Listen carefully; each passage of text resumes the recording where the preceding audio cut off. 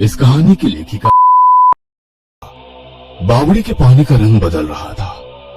बावड़ी के अंदर आता हुआ सूर्य का प्रकाश धीरे धीरे कम हो रहा था। अंधेरे में बावड़ी की सीढ़ियां और लंबी नजर आ रही थी। अभी तक जहां खामोशी थी, बावड़ी में से घुंघरू की आवाज आने लगी। डरकर संजना ने इधर उधर देखा तो कोई नहीं था। उसने वहां से निकल जाना ही ठीक समझा। जैसे ही संजना ने बावड़ी से बाहर निकलने के लिए पैर बढ़ाया, बावड़ी से एक हाथ निकला और उसने उसके पैरों को पकड़ लिया। अपने पैरों को छुड़ाकर वो बावड़ी की सीढ़ियां चढ़ रही थी, मगर ये क्या, सीढ़ियां खत्म ही नहीं हो रही थी। डर के कारण उसके जोरों से चीख निकल गई। क्या हुआ संजना, क्यों चीख रही थी? वो बावड़ी मुझे पकड़ रही है, बचाओ मुझे, बचाओ। रंजन ने उसे जोरों से हिलाया और कहा, होश में आओ, तुम कहीं नहीं घर पर ही हो। अपनी आंखें खोली तो वो बावड़ी में नहीं बल्कि अपने घर पर अपने बिस्तर पर ही थी।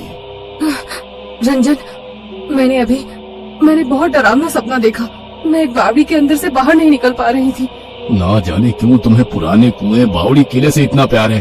जब देखो तब इनकी तलाश में घूमती रहती हो। पहले तो रात में ही बड़बड़ करती थी, अब दिन में भी शुरू हो गई। और उखाड़ो गड़े हुए मुर्दे। अगर तुम्हें मेरे प्रोफेशन से इतनी तकलीफ थी तो एक पुरातत्व विशेषज्ञ से शादी क्यों की? हमारा तो काम ही है गड़े मुर्दों को उखाड़ना।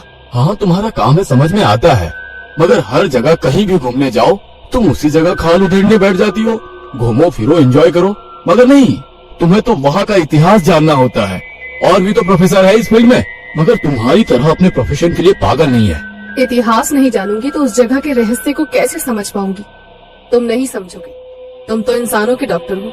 जैसे तुम्हें इंसान के शरीर की चीर फाड़ करना जरूरी है, वैसे ही हमें पुरानी जगह की चीर फाड़ करनी होती है। मैं अभी क्लिनिक जा रहा हूँ, तुम्हें कॉलेज छोड़ दूँ? अरे नहीं, मुझे भी 2 दिन के बाद सुजानगढ़ फोर्ट के किले की शापित बावड़ी के बारे में रिसर्च करने जाना है। वहाँ पर इन दिनों पानी की बहुत कमी है, मगर आसपास के लोग उस बावड़ी का पानी उपयोग में नहीं लेना चाहते हैं। मैं वहाँ जाकर थोड़ी सी रिसर्च करके लोगों के मन से बावड़ी के प्रति खौफ कम करना चाहती हूँ। यार, ये पुराने किले और सिक्के खजाने तक तो ठीक था तुम्हारा, मगर तुम शापित जगह पर भी जाना चाहती हो। मेरी मानो तो इस रिसर्च से दूर रहो। क्या पता सच में वो बावड़ी शापित हो। तुम पढ़े लिखे होकर इस तरह की बातें कर रहे हो तो फिर वो तो गांव के गंवार हैं। उन लोगों को समझाना मेरे लिए कितनी टेढ़ी खीर हो जाएगा। गांव में सूखा पड़ा हुआ है, सिर्फ उस बावड़ी में ही पानी है। लोगों के मन से उस बावड़ी का खौफ मिटाना है। मैंने टिकट करा लिया है, तुम 2 दिन की छुट्टी ले लेना। वैसे भी शादी के बाद हम लोग कहीं घूमने नहीं गए हैं। दौलताबाद के आसपास काफी पुराने किले हैं, हम लोग वहाँ घूमेंगे। शादी के बाद लोग घूमने गोवा और कश्मीर जाते हैं, ना कि पुरानी कब्र और खंडहर पहाड़ों में। मैं नहीं आने वाला। प्लीज यार, हम दोनों अलग अलग प्रोफेशन में हैं। एक दूसरे के लिए समय निकालना बहुत मुश्किल है। जो समय साथ में मिल रहा है वही अपना है। तुम नाटक मत करो, चुपचाप मेरे साथ चलो। चलकर देखो पुराने खंडहरों में भी कितनी कहानियाँ हैं। हर कहानी तुम्हें अपनी सी लगेगी। संजना के कहने पर रंजन उसके साथ जाने को तैयार हो जाता है। दोनों वहाँ के सरकारी गेस्ट हाउस में ठहरते हैं। कुछ देर के बाद एक बेहद अजीब सा दिखने वाला आदमी आता है, जिसकी बेहद कम हाइट थी। काला चेहरा, नाक चपटी, आंखें भींगी और होंठ कटा हुआ था। वो दस्तक देकर उन लोगों के कमरे में दाखिल हुआ। एक बार तो उसे देखकर रंजन को जोरों से हंसी आ गई। वो गुस्से में रंजन की ओर देखने लगा। हंसी तो संजना को भी आ रही थी, मगर उस व्यक्ति को गुस्से में देख उसने अपनी हंसी को कंट्रोल किया और रंजन को भी चुप रहने का इशारा किया। हेलो मैम, मेरा नाम मुकेश है। मैं यहाँ का टूरिस्ट डिपार्टमेंट का हेड हूँ। हमारे यहाँ का किला और उसके अंदर शापित बावड़ी को देखने काफी टूरिस्ट आते हैं। जैसा कि आपको पता है, हमारे शहर में पानी की बहुत ज्यादा कमी हो रही है। इस कारण सरकार ने फैसला लिया है कि बावड़ी का पानी उपयोग में लिया जाएगा।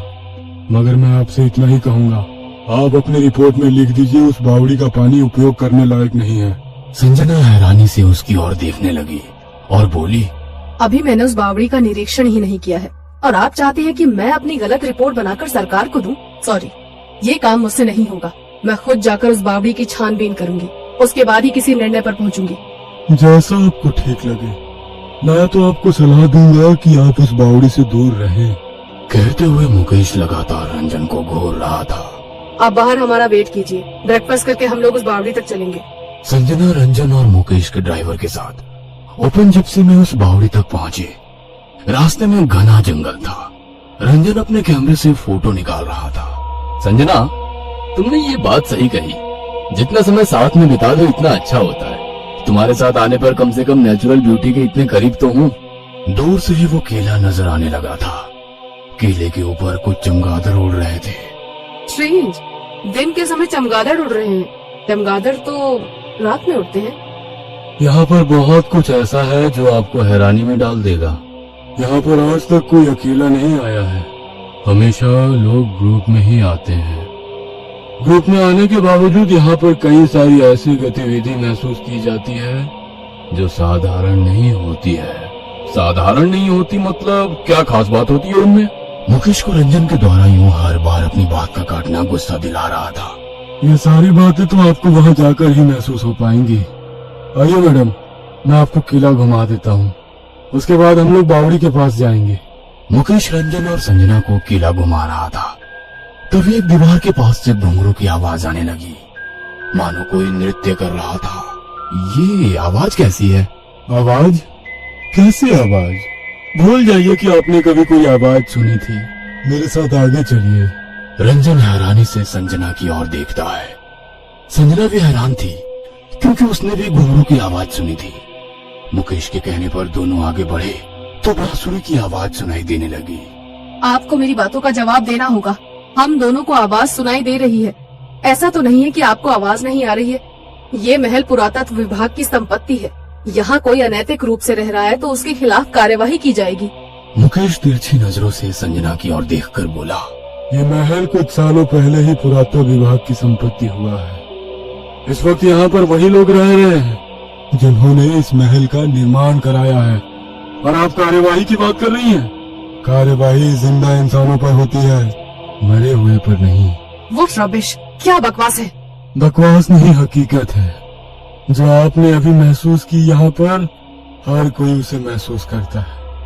अभी हम जिस कमरे के पास से निकले वहाँ पर राजा को प्रसन्न करने के लिए दासियां नृत्य करती थी। अभी भी शायद वही नृत्य संगीत की महफिल सजी होगी। लोग कहते हैं कि यहाँ बावड़ी शापित है, मगर मैं कहता हूँ बावड़ी ही नहीं, पूरा महल ही शापित है। आइए, लंच का टाइम हो गया है। उसके बाद मैं आपको इस महल की कहानी सुनाऊंगा। लंच करने के बाद मुकेश ने एक पत्थर पर बैठकर कहानी सुनाना शुरू किया। रंजन उसकी वीडियो रिकॉर्ड कर रहा था। बहुत साल पहले यहाँ के राजा की कोई संतान नहीं थी। सभी लोग उनकी निसंतानता के कारण उन्हें ताने मारते थे। उन्होंने कई युद्ध जीते, मगर उनके दुश्मन हमेशा कहते कि तुम अभी कितने भी युद्ध जीत जाओ, मगर तुम्हारे मरने के बाद ये राज्य हमारा होगा, क्योंकि तुम्हारा कोई वंशज नहीं है। रानी को भी ये बात परेशान करती थी। एक बार रानी अपने महल में श्रृंगार कर रही थी, तभी रानी की दासी उससे दूर खड़ी आपस में बातें कर रही थी। बंजर जमीन खुद को कितना भी सजा ले, मगर उसमें से सोना नहीं उपज सकता। संतान नहीं होने के कारण ही तो राजा ने रानी को छोड़ दिया है, और उनके इतने बुलावे पर भी तो यहाँ नहीं आते। हमेशा नृत्य संगीत की महफिल में डूबे रहकर अपने गम को बुलाते हैं। अब तो महाराज के दो ही शौक बाकी रह गए हैं, पहला युद्ध और दूसरा संगीत। कहते हुए दोनों हंसने लगी। उन दोनों की बातें रानी को तीर की तरह चुभ गई।